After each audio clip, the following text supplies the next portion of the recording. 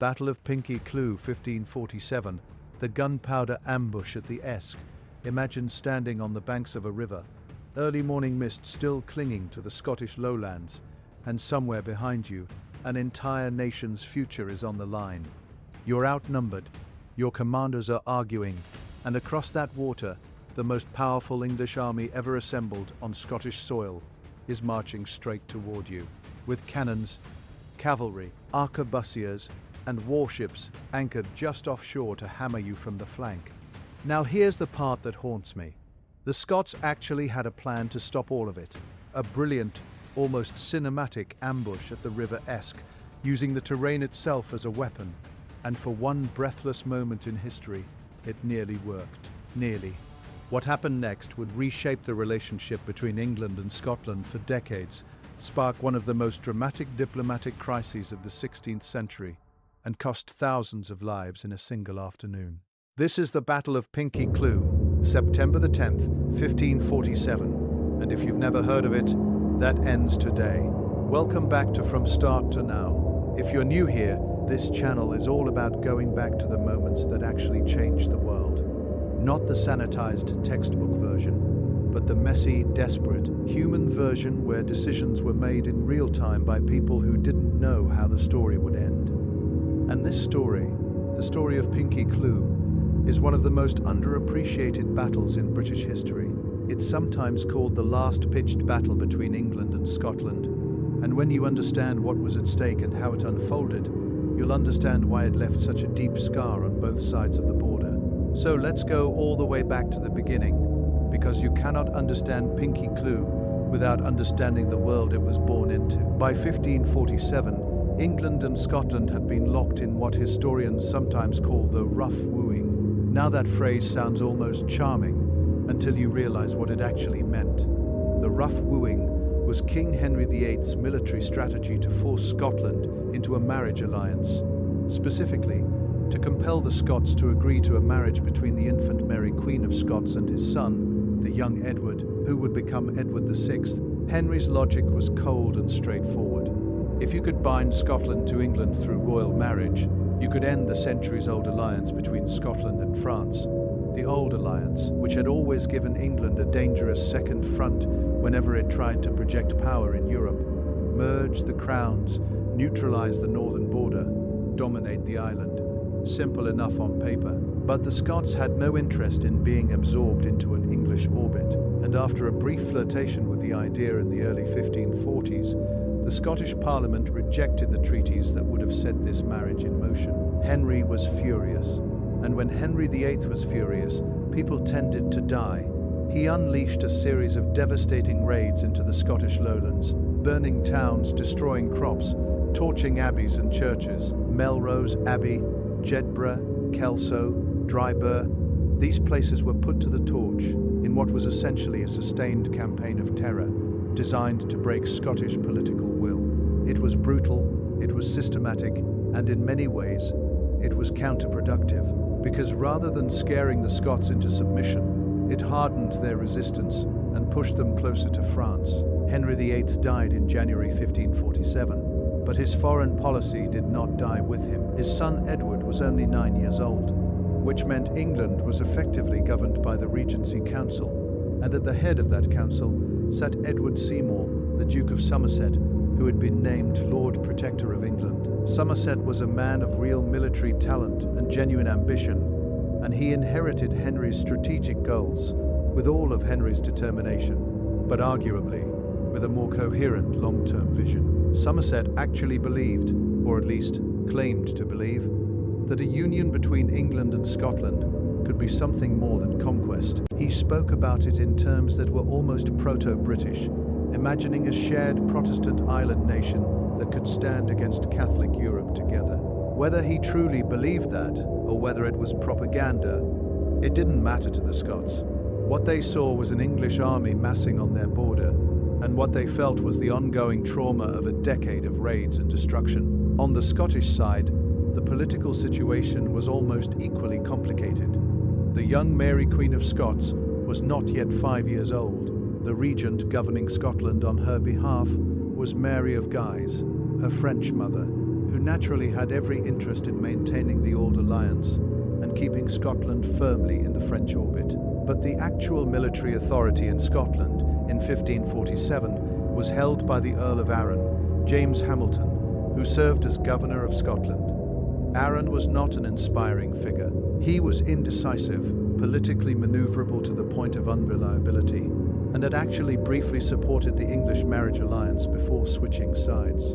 He was the man who would nominally lead the Scottish forces at Pinkie Cleugh, and that fact alone tells you something important about what was about to happen. Somerset spent the summer of 1547 assembling an army that was, by the standards of mid-16th century Britain, genuinely formidable. He gathered somewhere between 16,000 and 18,000 men, depending on which historical account you read. But it wasn't just the numbers that made this force dangerous.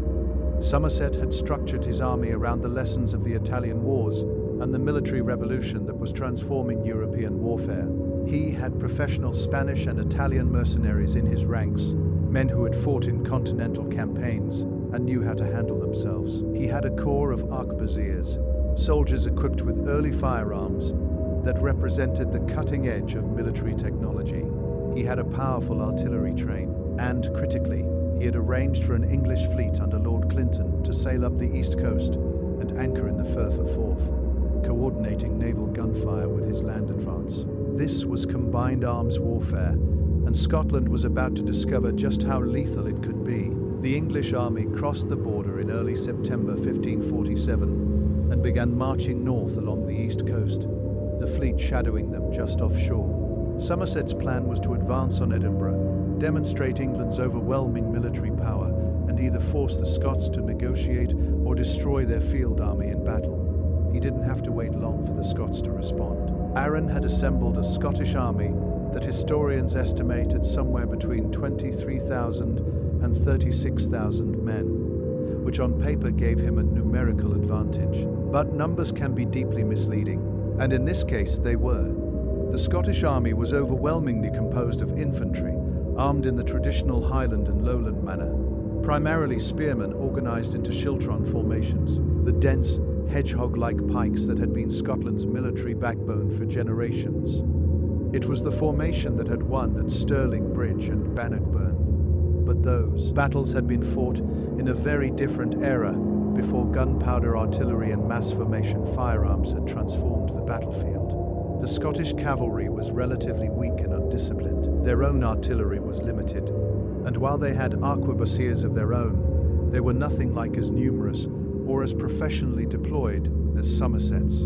The Scots chose to make their stand behind the River Esk, near the village of Musselburgh, on ground they believed gave them a significant defensive advantage, and they were right to believe that, in theory. The Esk at that point ran through a landscape that funneled any attacker into a narrow crossing, where the Scots could concentrate their spear formations and fight on terms that suited their strengths. Their left flank was anchored by the sea, or so they thought, and their right flank rested on the town of Musselburgh and the rising ground beyond.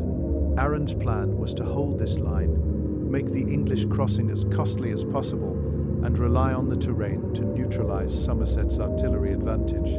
It was a defensive plan, but not a bad one, and for a brief moment on the morning of September the 10th, it looked like it might actually hold. Here's where the story gets truly fascinating, because the battle did not unfold the way either side planned it, and the reason it didn't comes down to a single decision made on the Scottish side that has been debated by historians ever since. On the evening of September the 9th, the two armies were facing each other across the Esk. The English had not yet attempted a crossing. Somerset was probing the Scottish position, looking for weaknesses, and his cavalry had been conducting reconnaissance along the river. What happened next is one of those moments where you can almost feel the tension of the original scene, even across nearly 5 centuries. The Scottish commander, S., watching the English cavalry maneuver on the far bank, apparently convinced themselves that the English were about to retreat. Perhaps Somerset was putting his horsemen back for the night. Perhaps the English position seemed uncertain. Whatever they saw or thought they saw, a significant portion of the Scottish leadership became convinced that this was their moment to push across the river and attack. And here is the fatal error.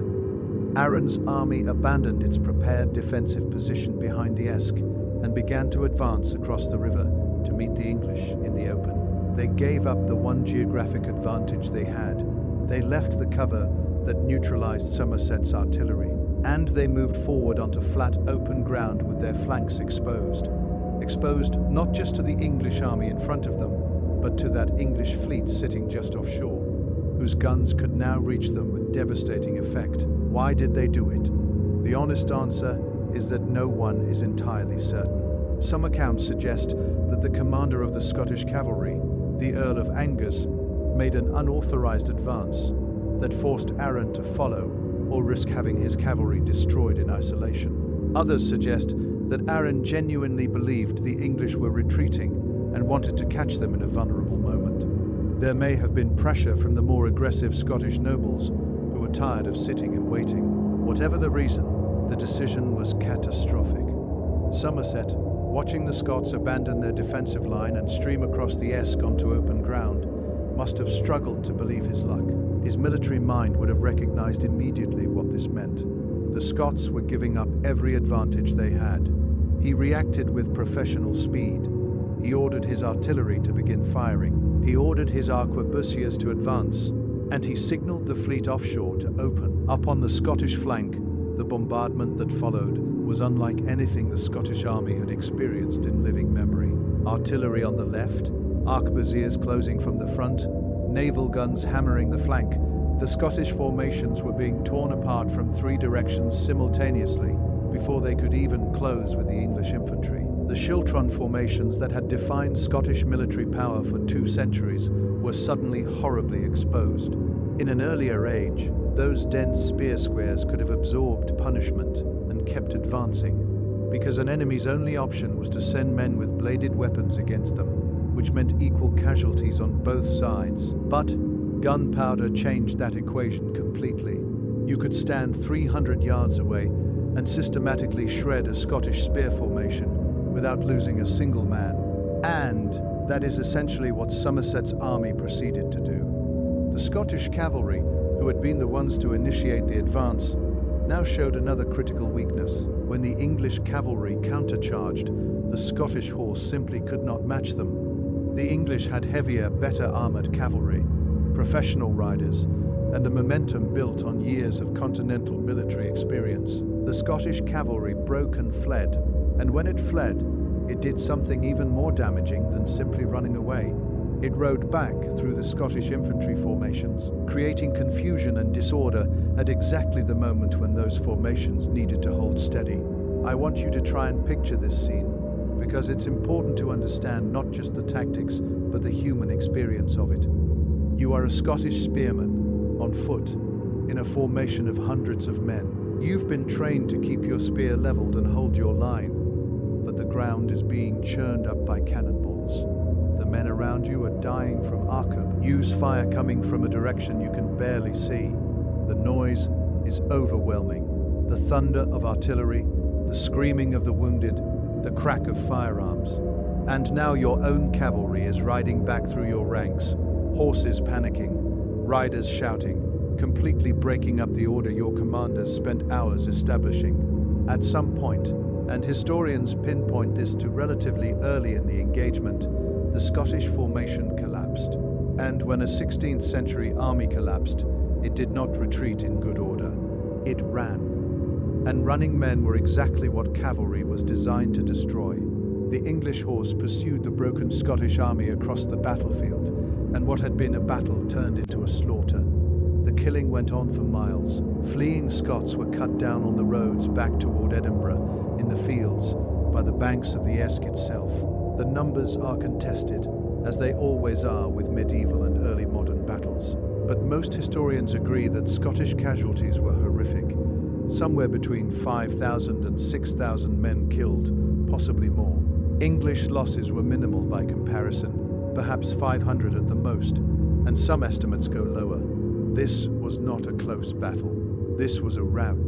The English took hundreds of prisoners as well, including several Scottish nobles whose ransoms would prove valuable. Arran himself escaped, which was perhaps fortunate for him personally, and perhaps unfortunate for Scotland, because it meant he continued in his post and continued making questionable decisions for some time afterward. The battlefield at Pinkie Cleugh, the name comes from the Cleugh, which is the Scots word for a ravine or dell near the village of Pinkie, was left littered with the dead, and the scale of the loss was devastating to Scottish morale. But here's something that I find genuinely surprising about Pinkie Cleugh. Something that changes how you understand Somerset's victory. Despite this overwhelming military success, Somerset did not take Edinburgh. He marched the English army close enough to the Scottish capital to demonstrate that he could. And then he stopped. Instead of pressing his advantage and trying to force an immediate political resolution, he pulled back. Hay garrisoned several fortified positions in the Scottish lowlands, building what amounted to a network of occupation forts designed to maintain English pressure on Scotland over time. His strategy was not immediate conquest, but sustained coercion. Keep the military pressure on, maintain the occupation, and eventually the Scots would come to terms on the marriage alliance. It was actually a more sophisticated strategy than simple conquest, but it had a fatal flaw, and that flaw was France. The Scottish response to Pinkie Cleugh was not surrender. It was the opposite. In the months following the battle, Mary of Guise and the Scottish political leadership made a decision that would fundamentally alter the course of British history. If Scotland could not defend itself against England alone, it would not try to. Instead, Scotland would throw itself entirely into the arms of France. In July 1548, just under a year after Pinkie Cleugh, the 5-year-old Mary, Queen of Scots, was sent to France under heavy French naval escort. She would spend the next 13 years of her life at the French court, educated as a French princess, eventually becoming Queen of France through her marriage to Francis II. And in exchange for taking Mary and guaranteeing Scotland's protection, France effectively assumed the defense of Scotland against England, sending thousands of French troops to garrison Scottish positions and push back against Somerset's occupation. Somerset had won the most decisive military victory in the history of Anglo-Scottish warfare, and it had achieved precisely the opposite of what he intended. Rather than bringing Scotland closer to England, Pinkie Cleugh pushed Scotland deeper into the French orbit than it had ever been before. The rough wooing was not just failing, it was actively strengthening the very alliance it was meant to destroy. And Somerset himself did not survive long enough to see how this would play out. By 1549, political enemies at home had moved against him. He was overthrown as Lord Protector by John Dudley, the Earl of Warwick, later Duke of Northumberland, and in 1552 he was executed. The man who had crushed Scotland at Pinkie Cleugh died on a scaffold in the Tower of London, a victim of the same Tudor political world he had navigated so skillfully on the battlefield. Now, I want to take a moment here to zoom out from the immediate drama of the battle and talk about what Pinkie Cleugh means in the broader sweep of history, because I think this is actually the most interesting part of the story, and it's the part that gets neglected when people treat the battle as just a military event. Pinkie Cleugh is often described as the first modern battle fought on British soil, and when historians use that word, modern, in this context, they mean something specific.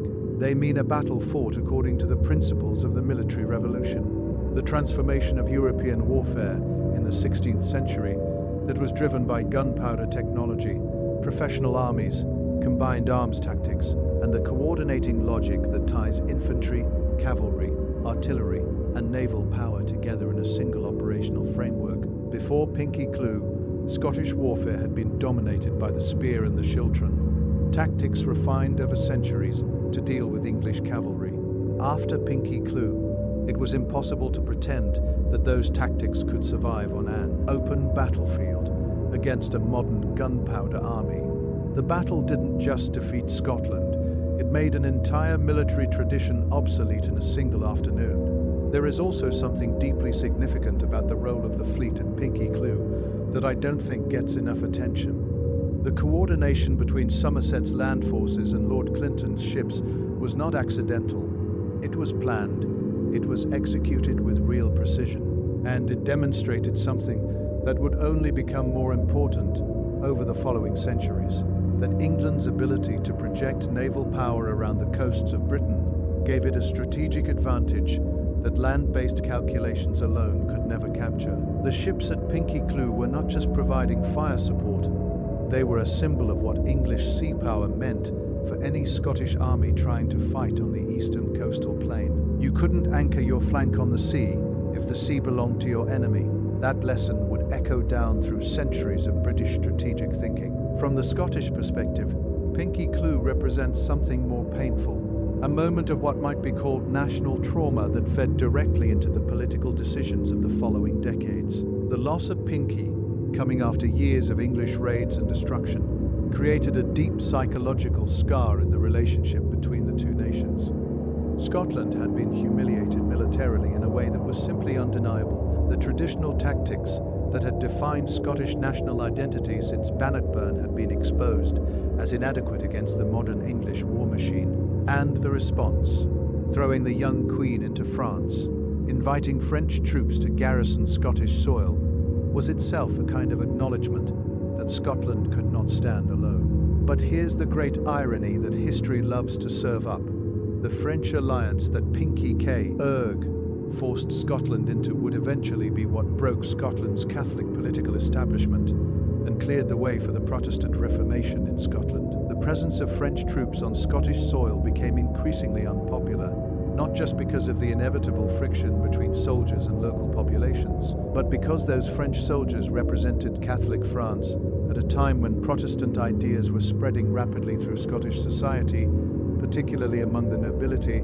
By the late 1550s, Scottish Protestant nobles, the lords of the congregation, were in open rebellion against Mary of Guise's regency, partly on religious grounds and partly on nationalistic ones, resenting French dominance of Scottish affairs. And when they needed military help to push French troops off Scottish soil, they turned to England, the same England that had devastated them at Pinkie Cleugh just over a decade earlier.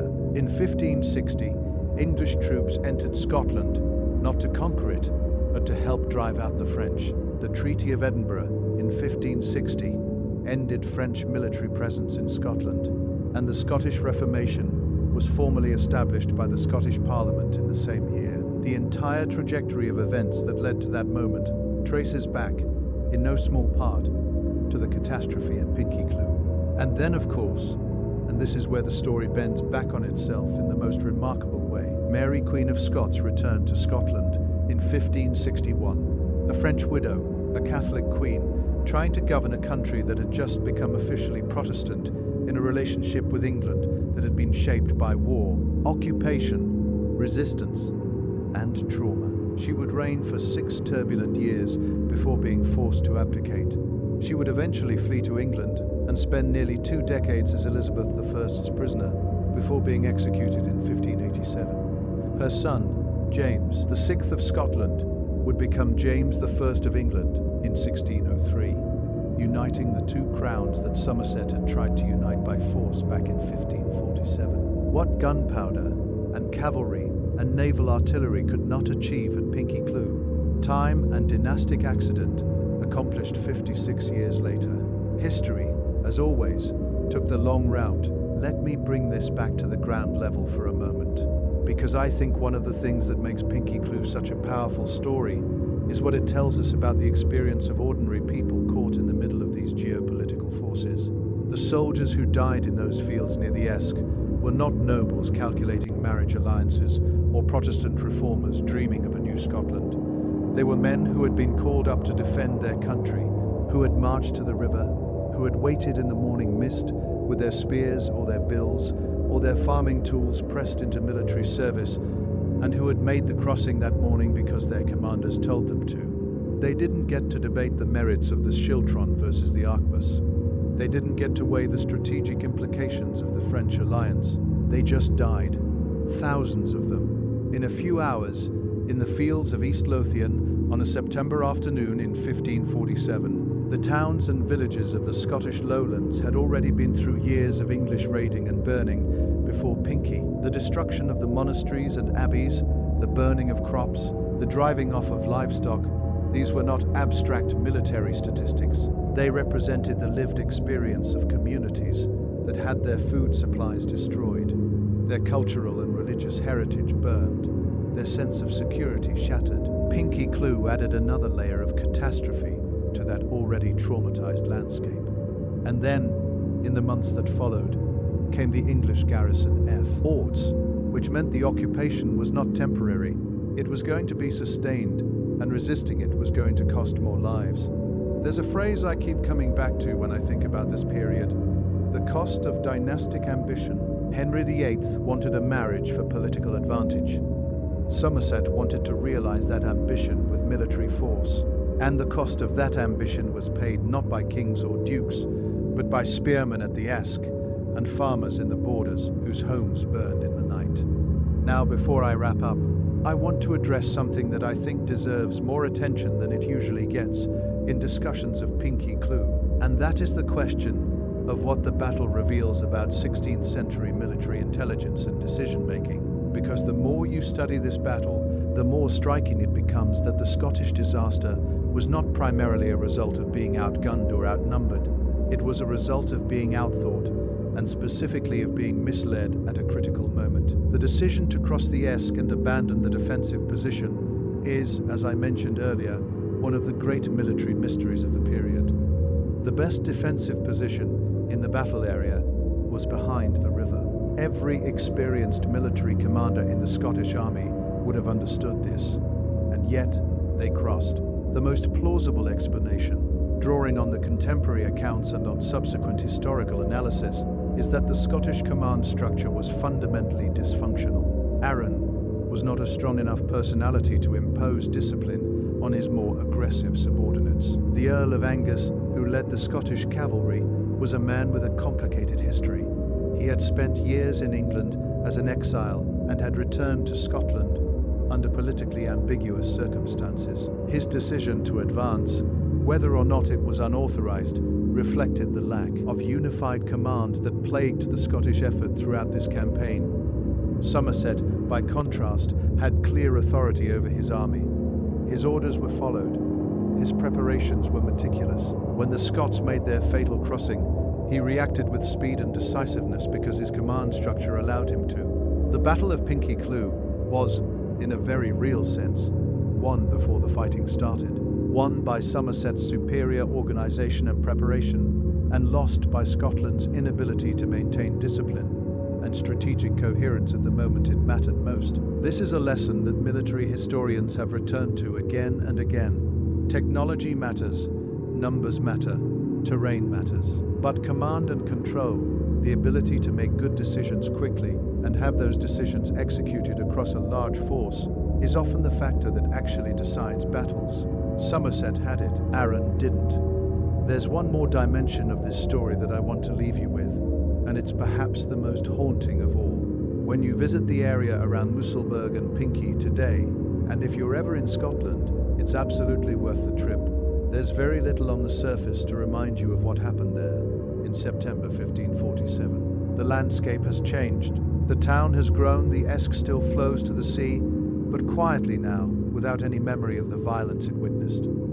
There are some historical markers, some references in local history, a monument or two, but for the most part, Pinkie Cleugh has been absorbed into the general landscape of Scottish history, remembered by historians and largely unknown to the general public. And I think that obscurity is part of what makes the story worth telling. Battles like Flodden or Bannockburn have entered popular culture, become part of the national mythology on both sides of the border. But Pinkie Cleugh, which was in many ways more consequential than either of them for the specific trajectory of events it set in motion, sits quietly in the historical record, waiting for people to discover it. It's the battle that sent a queen to France and a reformation to Scotland. It's the battle that failed to achieve everything it set out to achieve, despite being a military masterpiece. It's the battle that represents, in microcosm, everything that was happening to the British Isles in the mid-16th century, the collision of old and new, of traditional identities and emerging nation-states,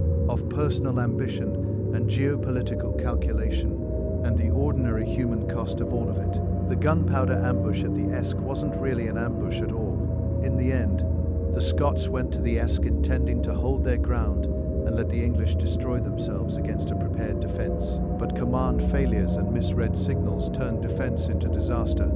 And the guns that were supposed to be the Scots' advantage, the terrain, the narrow crossing, the idea of forcing the English into a killing ground, instead became the English advantage the moment the Scottish army stepped out from behind its natural shelter and walked into the open killing ground of the coastal plain. Pinkie Cleugh is a story about the gap between the battle you plan and the battle you actually fight.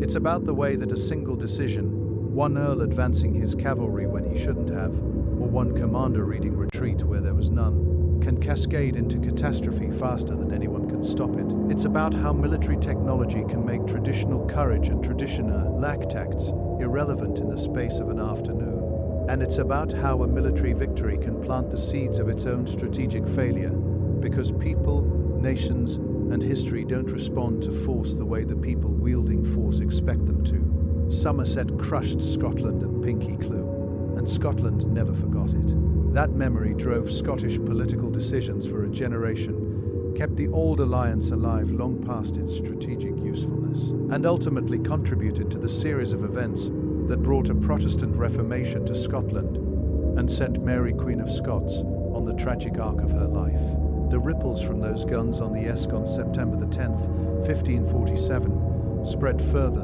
and lasted longer than any of the commanders who fired them could have imagined. That's the thing about history. The battles that end in an afternoon can echo for centuries.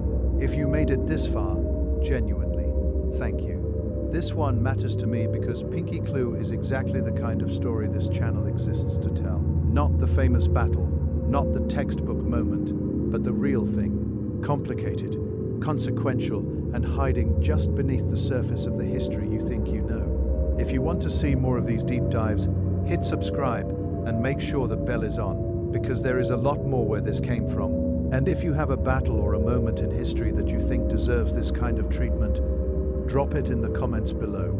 I read every single one. Until next time, from start to now.